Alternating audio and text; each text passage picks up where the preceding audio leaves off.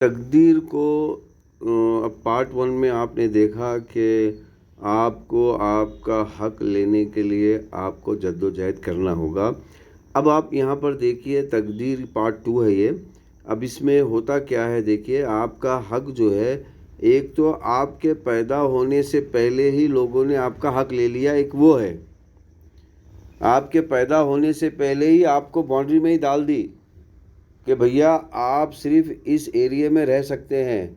अगर आपको दूसरे एरिया में जाना है तो आपको परमिशन लेनी होगी और फिर उनको पैसे देने होंगे आपको, क्योंकि वो आपका एरिया नहीं है, वो उनका एरिया है।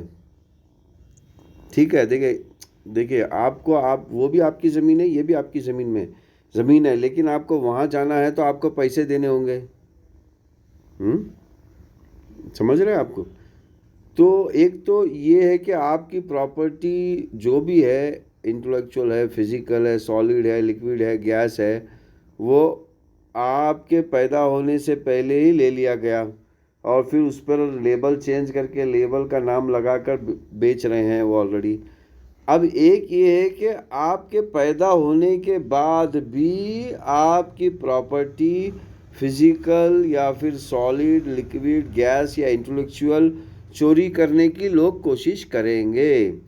तो फिर अब यहाँ पर आप जब पैदा होने के बाद भी जब चोरी करने की कोशिश करेंगे तो आपको यहाँ पर भी लड़ना होगा आपकी प्रॉपर्टी को बचाने के लिए।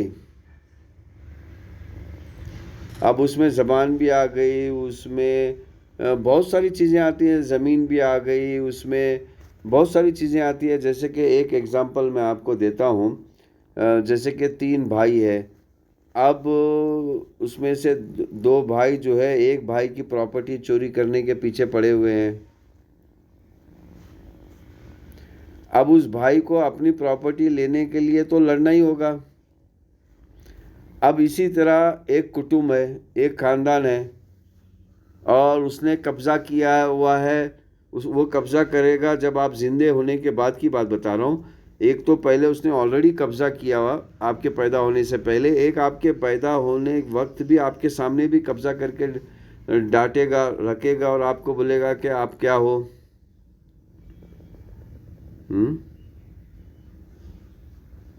मतलब आप कौन हो। तो यहाँ पर भी ये तकदीर है। मतलब आपकी राइट को हासिल करने के लिए आपको लड़ना होगा, यही तकदीर है। क्योंकि उन्होंने तो अब देखिए अल्लाह ताला ने तो आपको आपके चीज़ें दे के भेजी हुई है, लेकिन यहाँ पर पैदा होने से पहले ही कब्ज़ा कर लिया लोगों ने, या पैदा होने के बाद आपके सामने कब्ज़ा किया लोगों ने। तो इस तरह फिर आपको फिर लड़ना होगा। तो यही है तकदीर, जिसको हम तकदीर कहते हैं। अब आपको लोग क्या करेंगे, आपको नहीं लड़ने के लिए, आपको अगर आपको डायरेक्टली बोलते हैं ना लड़े, देखिए यहाँ पर बहुत इंटेलिजेंट मूवमेंट है। अगर आपको डायरेक्टली बोलते हैं ना लड़े तो आप तो बोलोगे तो इन लोगों ने कहा है नहीं लड़ने के लिए, तो आप तो ज़रूर लड़ोगे। तो अब आप ये लोग क्या करेंगे, चालाकी से ये डायरेक्ट नहीं बोलेंगे, इनडायरेक्टली सोसाइटी में जो मोअज़्ज़ज़ इंसान है, यानी कि जिसकी बात लोग सुनते हैं, जैसे कि पुजारी हो गया, जैसे कि पंडित हो गया, जैसे कि मौलवी हो गया, जैसे कि पादरी हो गया, तो पास्टर हो गया, जैसे कि सिख गुरु हो गए, तो इनके ज़रिए से आपको बोलेंगे भाई लड़ना विड़ना सही चीज़ नहीं है, लड़ना नहीं है। तो बात समझ में आई आपको? आपको बात समझ में आई? तो इनके ज़रिए से आपका प्रोसेस बनाया जाएगा पूरे का पूरा, आपके पैदा होने से लेके मरने तक एक प्रोसेस बनाया जाएगा और आपको लड़ने से रोका जाएगा। अब जब आपकी थिंकिंग लड़ने से रोकने वाली है या रोका गया है आपको चालाकी से, पहली बात तो जवानी में जो आपको लड़ाई सीखना था तो आपने नहीं सीखा।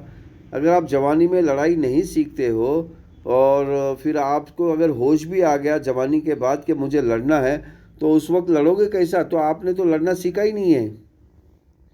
तो इसीलिए इस डिवाइन बुक्स जो है, जो 1,24,000 बुक्स हैं डिवाइन बुक्स, जिनमें से कुछ नामें आपको पता है, Bhagavad Gita, Veda, Purana, Upanishad, Bible, New Testament, Old Testament, Quran, Hadith, Bukhari, मुस्लिम, फिर चौथे खलीफा हज़रत अली की किताब रज़ियल्लाहु ताला अन्हु, उनकी किताब,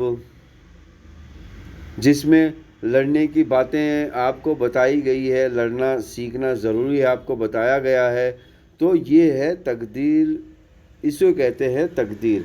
तो अब आपके ज़िम्मे देखिए, अब जिन लोगों ने कब्ज़ा किया हुआ है, जिन लोगों ने कब्ज़ा किया हुआ है आपसे पैदा होने से पहले, और जो लोग आपके पैदा होने के बाद कब्ज़ा किए हैं, वो तो तकदीर तकदीर नहीं कहेंगे, क्योंकि वो तो लाइफ एंजॉय कर रहे होंगे। वो तो लाइफ क्या कर रहे होंगे? एंजॉय कर रहे होंगे। और आपको लफ्ज़ तकदीर में फंसा दिया उन लोगों ने, कहा कि नहीं भैया, ये आपकी तकदीर ऐसी ही है, आपको ऐसा ही रहना है। अब देखिए, जैसे कि मैं आपको बता रहा हूँ, अब जैसे कि एक ग्रुप है, अब एक ग्रुप ने क्या किया कि भैया एक काम करो, इनकी प्रॉपर्टी छीनने का तरीका, इनकी ज़िंदगी छीनने का तरीका यह है कि मज़हब के नाम पर ही इंसानों का बंटवारा कर दो।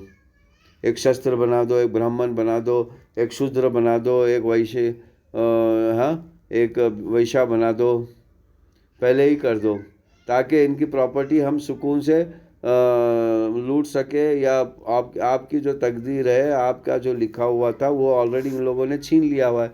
तो ये सब चीज़ इसी तरह जो है, सिर्फ ये मतलब सिर्फ ये ब्राह्मण, शस्त्र, वैश्य, इस कम्युनिटी की बात नहीं है, तकरीबन मुस्लिम कम्युनिटी में भी ऐसे ही फार्मूले इस्तेमाल किए गए हैं, और इसी तरह नॉन मुस्लिम कम्युनिटी में भी, इसी तरह हिंदू कम्युनिटी में भी, इसी तरह नॉन हिंदू कम्युनिटी में भी, इसी तरह ईसाई कम्युनिटी में भी, इसी तरह नॉन ईसाई कम्युनिटी में भी इस्तेमाल किए गए हैं हरबे।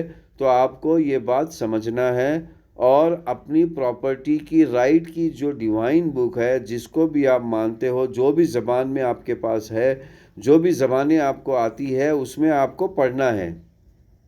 आए समझ में? अब आपके पास कोई सवाल होता है, कोई बात समझ में नहीं आती है, तो आप हमसे रब्ता कर सकते हैं। ये यहाँ पर भी हमारा मोबाइल नंबर है, और हमारे चैनल में भी हमारा मोबाइल नंबर है।